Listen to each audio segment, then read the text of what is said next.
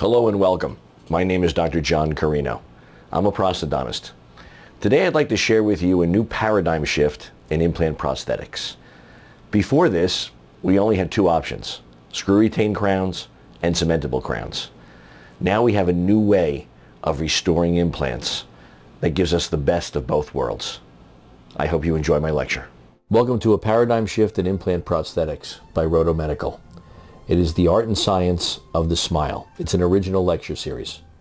This is recorded as a review for my lecture attendees on July 8th, 2017. Today we're going to discuss a number of implant topics.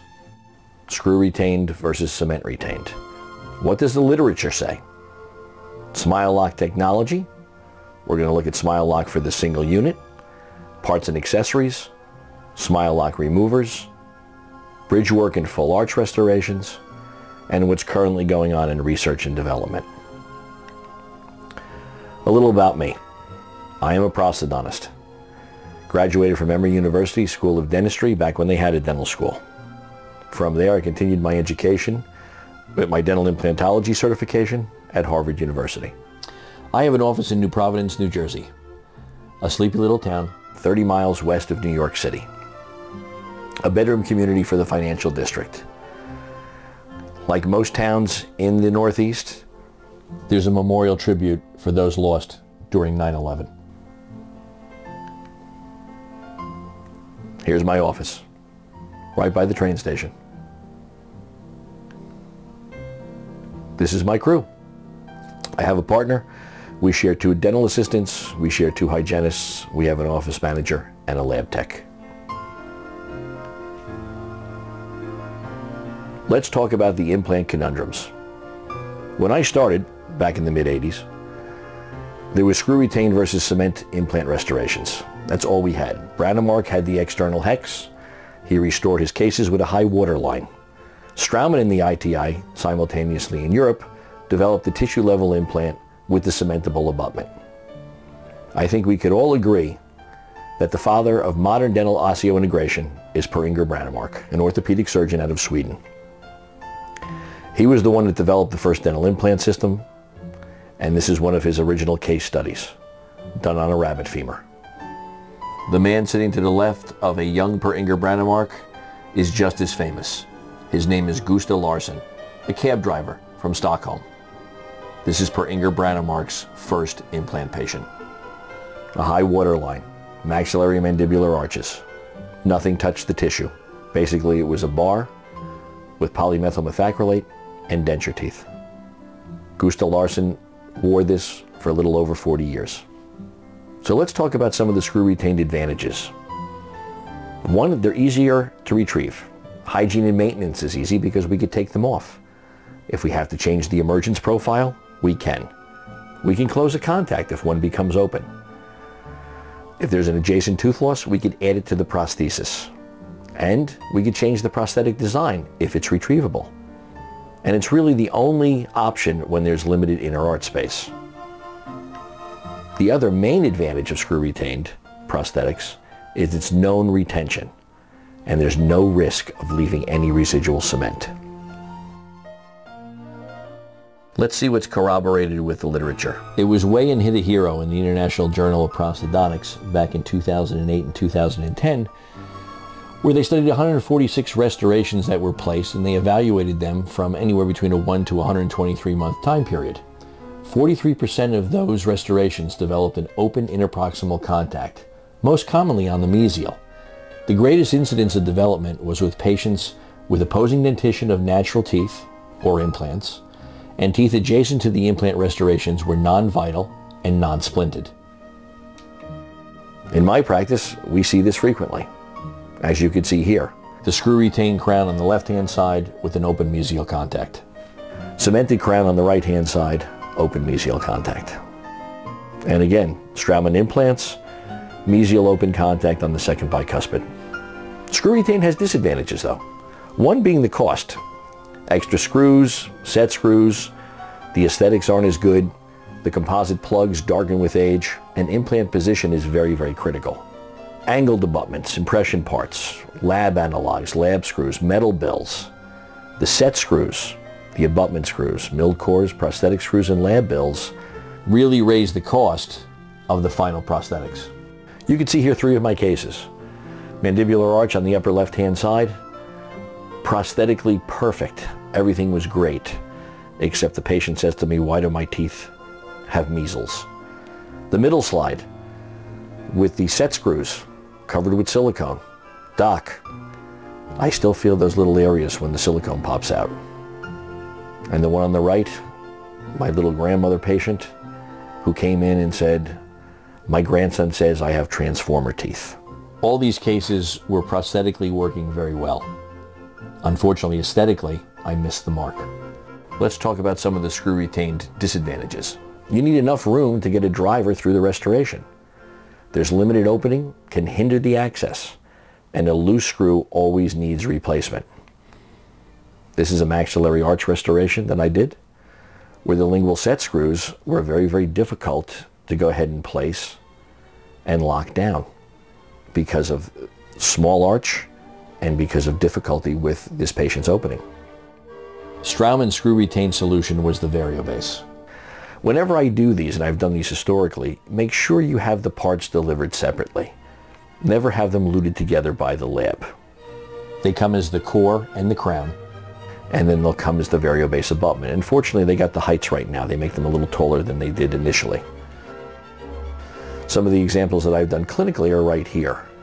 One of the issues that I've had with these is when they do come luted together and an adjustment has to be made, whether occlusally or interproximally, unfortunately you can't get the parts separated if they are luted together. If you lute them yourself, you have the ability to refire the crowns if need be, especially if there's a color issue. And you can see on the lower right-hand side, even with the composite plugs over the top of the access openings, it's a very, very aesthetic crown. Cement has advantages. Some of them are, obviously, it's a less complex system. It's a faster delivery. It's much more aesthetic. It's a simplified dental procedure.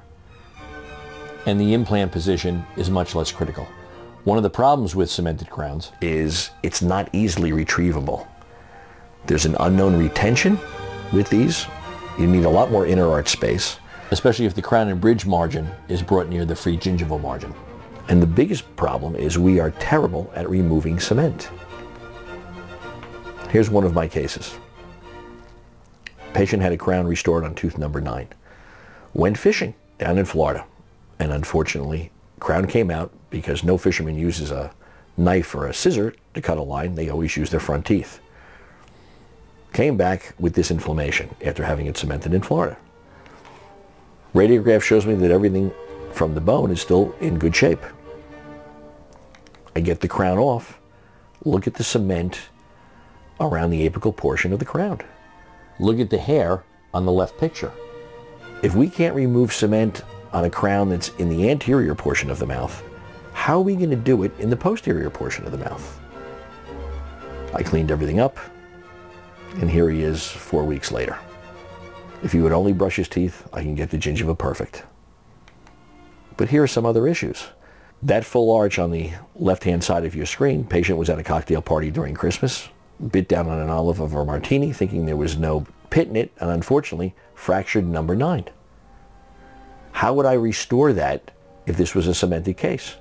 With a veneer, I could, but because the case was retrievable, I was able to remove the bridge, redo all the porcelain, and place her back into perfect occlusion. On the right side, you could see that molar, all the lingual porcelain is fractured. I can't fix that. That crown's going to have to be redone. There was a study done by the American College of Prosthodontists, and they asked all US-based graduate prosthetic residencies 2 very, very important questions. What cements are you teaching your residents to use for crown and bridge retained by implants? And what cements do the professors use for the same procedures? Now, in an ideal world, the answer should be the same, but it's not.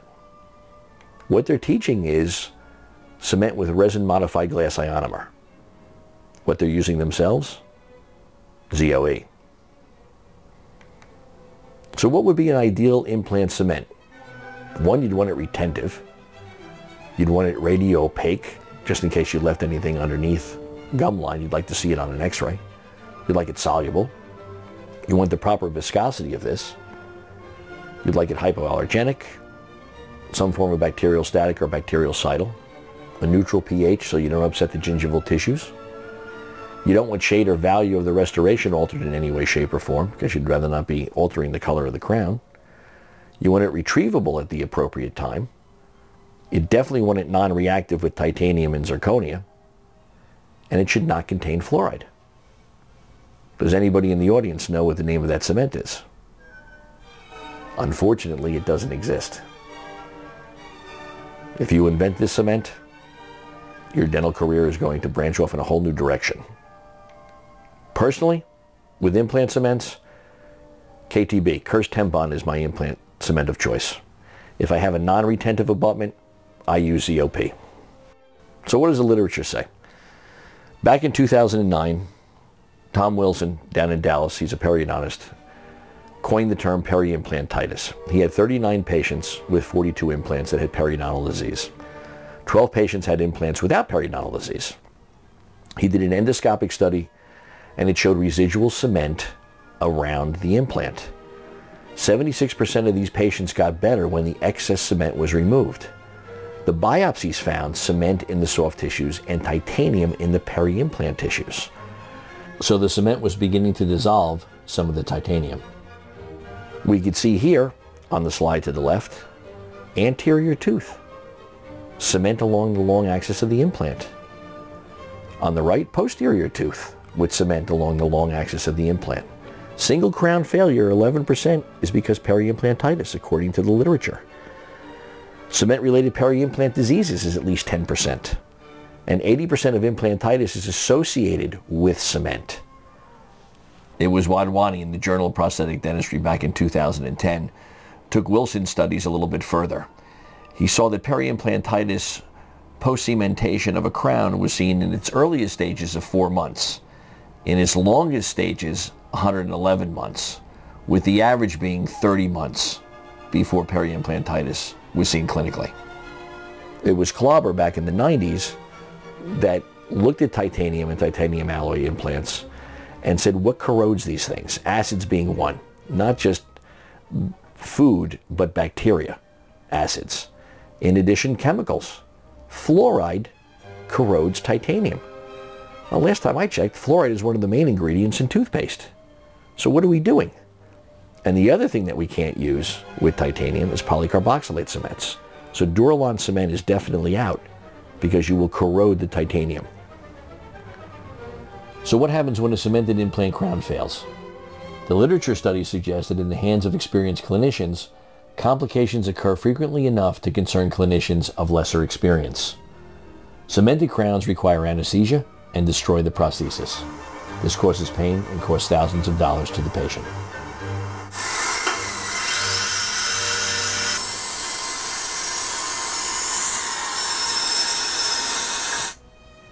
"30 to 60 minutes to remove it, re-impression it, get a healing cap or make it provisional." This is one of the reasons why I don't like cementing implant crowns. What are some of the comparative studies? It was Korsch in 2015 in a Quintessence article noticed that screw loosening on screw-retained prosthetics happens 3 times as often than on cemented restorations. Well, in actuality, this wouldn't be a bad thing because if it's screw-retained and it gets loose, we could always retighten it. If this happened more on the cemented crowns, it would be a big problem. Also, screw-retained restorations fracture at a higher rate than cementable restorations. And Nissen, back in 2011, did a retrospective study and came up with that knowledge. Screw-retained implant crowns failures. Where does this happen? Well, it happens where the weakest portion of the prosthetics is going to be. Usually on the buccal aspects of mandibular teeth, usually on the lingual aspects of maxillary teeth. Wherever the prosthetics is the thinnest, that is where your fractures are going to take place. And we see this in the literature. What else does the literature tell us? When we seat our crowns, using shim stock on the interproximals to measure the contact strength is paramount. With the 5-year survival rate study done by Saylor, we see that cementable crowns have a greater survival rate than screw-retained. We saw that fixed partial dentures, though, are better with screw retained. And with full arch over a 5-year survival rate, cementable has the greater longevity.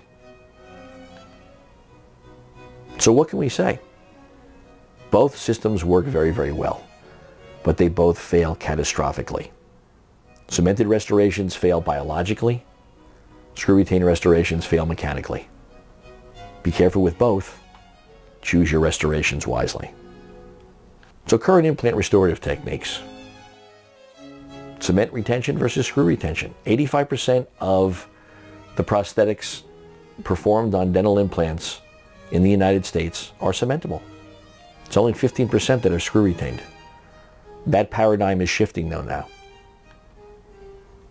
Both have a very, very strong following.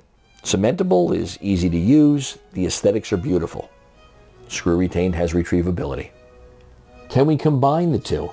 Can we have ease of use and aesthetically pleasing and retrievable? Is that possible?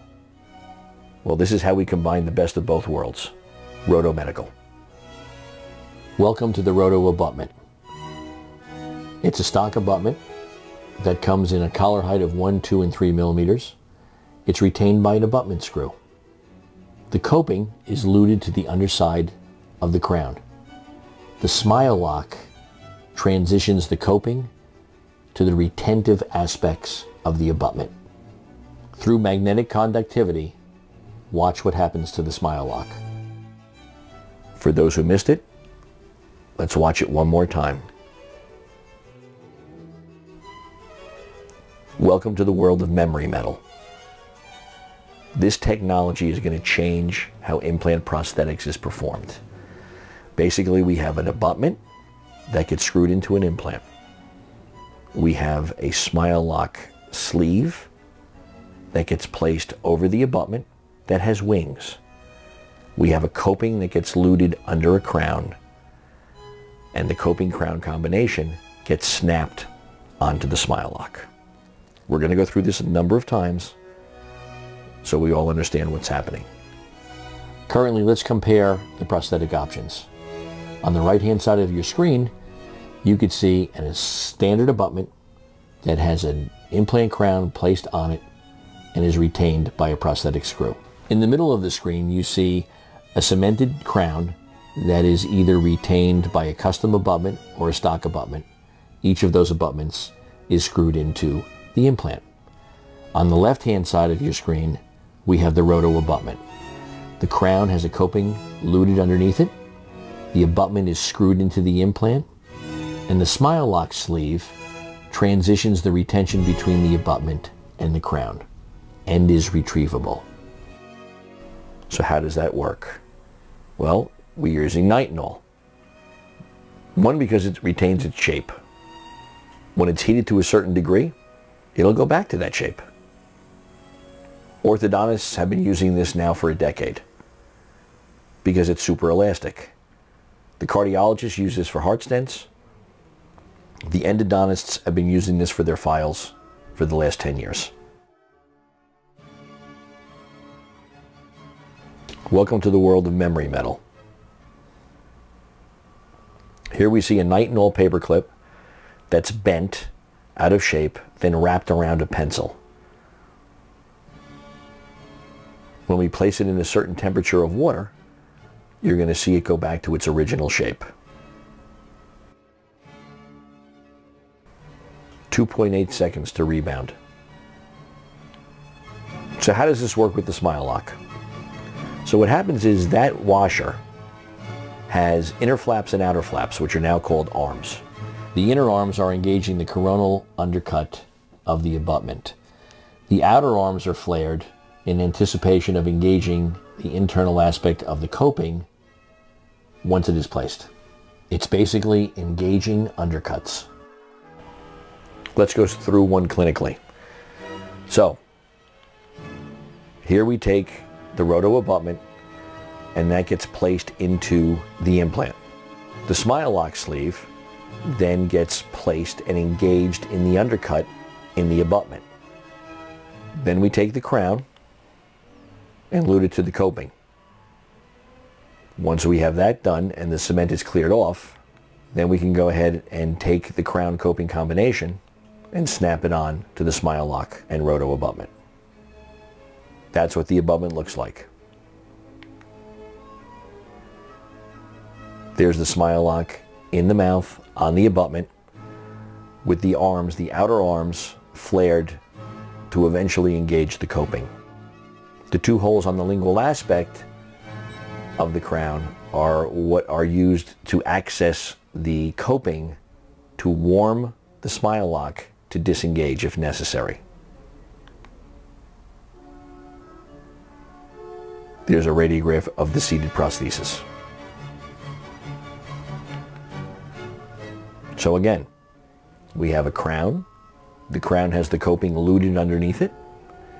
We have a RODO Smileloc that engages the RODO abutment and also engages the internal aspect of the coping. The inner flaps of the Smileloc sleeve engage the coronal portion of the RODO abutment. The outer arms of the Smileloc sleeve will be engaging the undercuts in the coping that's luted to the crown. And you can see in the cross section how this is engaged. It's basically engaging undercuts. And there's the cross section. You can see on the upper right hand side the inner flaps engage the abutment undercut. On the lower right hand side the outer arms engage the undercuts in the coping. Now Smileloc engineered forgiveness with this. So when the lab fabricates our crowns, they have a tight fit. They have zero forgiveness. There is no give at all. When we get the crowns from our labs, there is a 25 micron forgiveness. With full arch, there is a 50 micron forgiveness. Because we have to be able to eventually snap it on and get it off if we ever want to, especially with maintenance on bridge work. So the outer flaps and the inner flaps both being engaged and retaining a crown. When heat is applied, the sleeve unlocks and the crown is retrievable. So think about this. Fully aesthetic crowns that are retrievable at will. The first generation Smileloc remover was what you see here. It had two prongs. It was battery operated. The two probes went into the two lingual aspect holes on the crowns. It warmed the Smileloc to disengage. Second generation was the dental laser. It was portable and handheld. There was non-contact activation possible if the laser was powerful enough. But the handheld laser, which had the 3 watts of power, required one lingual access hole, as you can see here. Same short time regardless of the prosthetic materials to remove it. The cons was there was at least one lingual hole. And that's basically all you needed. You had to engage that access opening. The non-contact activation with portable laser doesn't require holes on the lingual aspect of the crowns anymore. What is in development at this point is the magnetic induction Smileloc remover. That should be introduced by the end of the year. So let me show you how easy this is to use. This is in beta testing now. So basically you go over the area where the implant is, where the Smileloc is. All you need is 5 seconds per Smileloc. After engaging or disengaging all 4, the prosthesis is removed. Here's the history of the Smileloc removers. On the left, the resistance model requiring holes on the lingual aspect of the crowns. Now all the way to the right, where there's no contact through holes. It's a solid crown, and it's using magnetic induction to unlock the Smileloc. Nickel titanium goes through phase changes. In its most stable condition, it is considered austenite. And you can see at the top of the screen, the lattice pattern is very even. When that metal is cooled, it becomes martensite. And while it's in the lattice pattern of martensite, it is able to be deformed. As you can see on the lower right-hand side, deforming into the lower left-hand side lattice pattern. Once it is deformed martensite, in order to bring it back to the austenite shape, it has to be heated. So Smileloc is memory metal that can be distorted. So you can see when it's in the austenite form, everything is smooth. When the Smileloc sleeve is cooled, the metal changes to a lattice pattern that can be mechanically deformed to actively engage the undercuts in the RODO abutment and the coping. We have to bend the inner arms and the outer arms on the Smileloc in order to retain the crown on the abutment. Deformation is achieved through the Smileloc arm setter, as we will show you here. These are the three portions of the Smileloc arm setter. There's the top portion, the bottom portion, and the push pin. How this works is we take a Smileloc sleeve and place it on the bottom portion of the Smileloc arm setter. The upper arms have to be in alignment with those 4 grooves on the bottom portion of the setter. And you can see here that that alignment has to be made prior to putting the top portion of the setter on the lower device. At this point, the push pins are gently pressed in all 4 lower holes to flare out the lower arms of the Smileloc sleeve.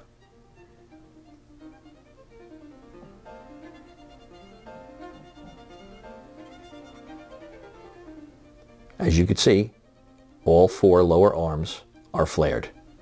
At this point, the Smileloc seater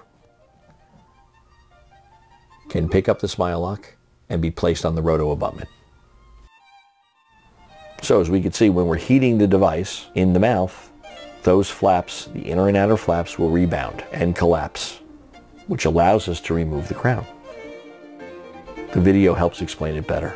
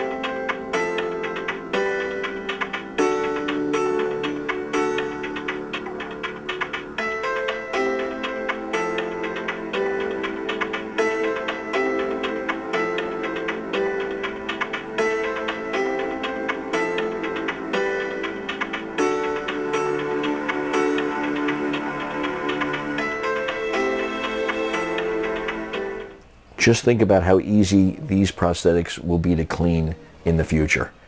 Occlusal contacts before and after placement of the Smileloc are the same. And we don't have any more complications with cement, nor do we have any more complications with screw-retained prosthetics. Here's your abutment choices. So on straight crowns, there are 2-piece options. The only variables are the collar heights, which are now available in 1, 2, and 3 millimeters. We also have the angled abutments, the 17 degree and the 30 degree. So the taper of the RODO abutment is 20 degrees. So if you add the 17 and the 30, we have basically up to a 50 degree difference of angulation for full coverage. It's the same angled abutments that you find in Nobel, that you find in Neodent, that you find in Straumann. The 300 series is for the restoration of single crowns. The abutment height is 3.6 millimeters. The width is 5.5 millimeters. You can see where the Smileloc will engage in the coronal portion of the abutment, and you see where the RODO coping will engage more so around the silicone seal of the abutment. Again, this is for single crown restoration. The 400 series abutment is for a wider tooth. It is still 3.6 millimeters in height, but the width is increased to 6.5 millimeters. The 500 series multi-unit abutment is for bridge and full arch restorations. The coronal portion of the RODO abutment engages the Smileloc. The apical portion of the coping is sealed around the silicone. The 517 series is a multi-unit abutment, which is used for bridge work and full arch rehabilitation. It's a 17 degree angled abutment. The 530 series is also a multi-unit abutment. It is used for bridge work, full arch rehabilitation, and specifically for all-on-4. It engages with the implant. It does not engage with the coping. There's our choices. So literally one Smileloc will fit the 300, the 500, the 517, and the 530 series. The only different Smileloc that you would need is if you're in the 400 series for a wider crown. Here's our RODO product tree. Again, we have a two-piece abutment, we have a solid abutment. We have angled abutments at 17 and 30 degrees, and we also have abutment blanks that are going to be able to be milled. From our coping options, we have a temporary titanium abutment, we have a burnout coping, we have a titanium coping that gets luted into the underside of a crown, we have zirconia milled copings, and we also have coping blanks to be determined and introduced later on. From the Smilelocs, relatively simple. We have the 5mm, the 4mm, and eventually the 3mm. What's in the development pipeline is the CAD/CAM coping blank. That will be a customized coping using the Smileloc technology. Here are some of the RODO accessories. We have a socket driver to basically torque in the abutment. We have a closed tray impression coping. We have temporary caps for healing. We have the Smileloc seater, which actually seats the Smileloc sleeve onto the abutment. We have the titanium coping, which gets luted into the underside of a crown.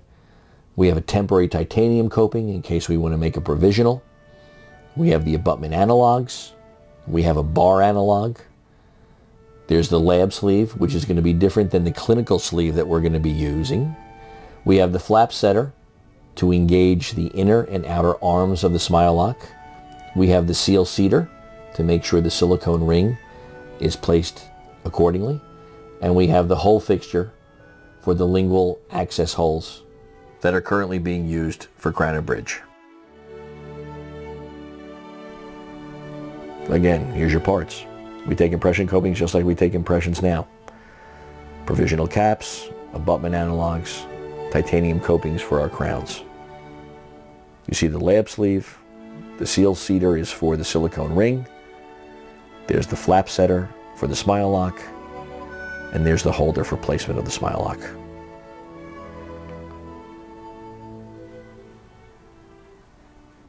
Some of the drivers that are necessary is the Torx T6 driver.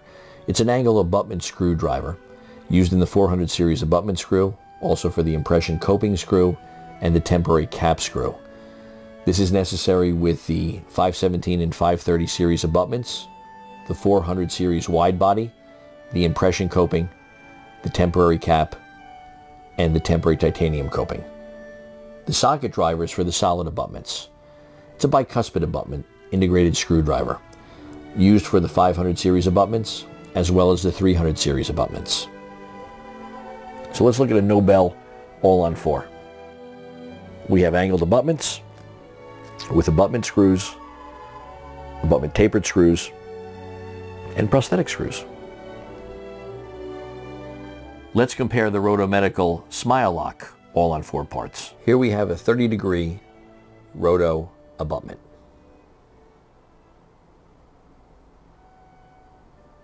Which gets retained by the abutment screw. The coping gets luted into the prosthesis. And the Smileloc engages all the necessary undercuts.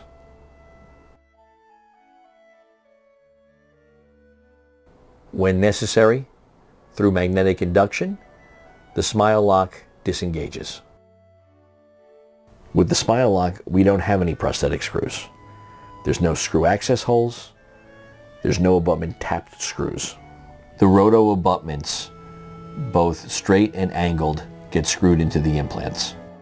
The Smilelocs get placed and engaged in the coronal undercuts of the RODO abutment. So the Smileloc sleeves then, that have been activated with their apical arms already widened, are now placed on the undercuts of the RODO abutments. And then the prosthesis is snapped onto those. So, no screw access holes, no abutment tap screws, no prosthetic screws. I'll show you this in a video. As you can see, the Smilelocs have had their lower arms flared.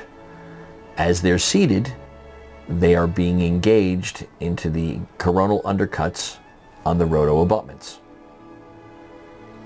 Once all four are seated, the mandibular prosthesis can be snapped on and retained by the lower flared arms. Here's a prosthesis with Smileloc versus a prosthesis of all-on-4 for Nobel. Say goodbye to the fractures. We actually won't have screw access holes, resulting in a thinning of the prosthesis. So the first in-man feasibility study was done at UCLA in their prosthodontics department. They had 3 patients where crowns were retained intraorally for a week, and they had 6 patients where crowns were retained intraorally for 1, 3, and 6 months. The parameters for review were periodontally, probing depths, plaque scores, and gingival indices. Occlusal stability, they checked with shim stock, mylar strips, and T-scans. With mobility, they used the perio test and a clinical evaluation of the individual crowns. And they did a bacterial ingress test with microbiology cultures at 1 month to see if there was any bacterial contamination. They were done on Straumann, Nobel, Astra, and Biomed implants. And you could see there was no change with the plaque. There was no gingival indices change.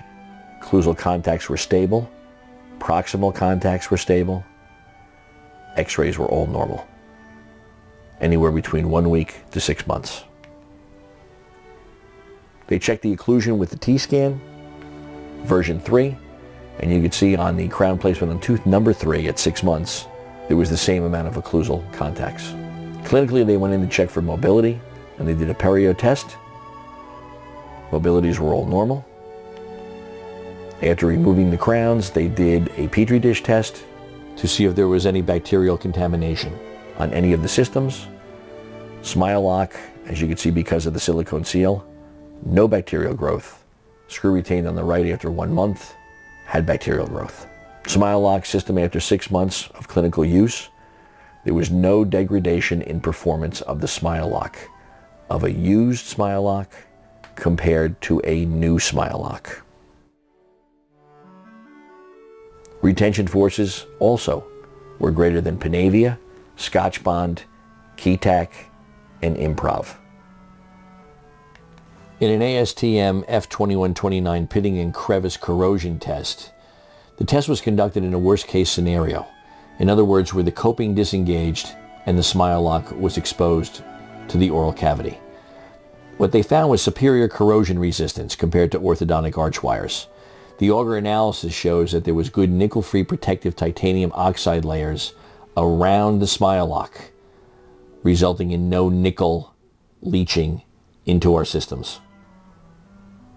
As you can see here, the tests were conducted under worst-case scenarios, and they compared them to orthodontic wire. So, the average daily nickel consumption allowance by the FDA is anywhere between 69 to 162 milligrams per day. With orthodontic wire, being of Nitinol, you'll get 13 milligrams per day release. With the RODO Smileloc, 0.1 milligrams per day at its peak. These studies precipitated the FDA 501(k) clinical study, 32 patients with 41 implants, 3 full arches, 29 single crowns. 16 cases were done at Clear Choice in San Jose. Had 4 implant systems, 21 being Straumann, 12 being Nobel, 4 implants being BioHorizon, and 4 being Biomed 3i. This got Smileloc FDA clearance November of 2016. So, who's part of the medical overview teams? Ben Wu, for one. He's the chairman of the board. Professor and chairman at UCLA. And for those familiar with prosthetic dentistry, I am sure you're very familiar with everyone on that page. The advisory board, Ole Jensen heads that, as well as the contributing notables pictured underneath him. Seated in front of you from left to right is Gino DeSimone, Young Su, and Ben Wu. They are the principal driving force for RODO Medical. The dozen or so people behind them is the principal lecture force for RODO Medical. I am honored and happy to be one of them. I want to thank you all for coming to the art and science of the smile. I hope you enjoyed my lecture. It's part of my series, The Art and Science of the Smile. Truly a new way of doing and restoring implant prosthetics. If you have any questions, please feel free to contact me with the contact information given to you. Thanks again.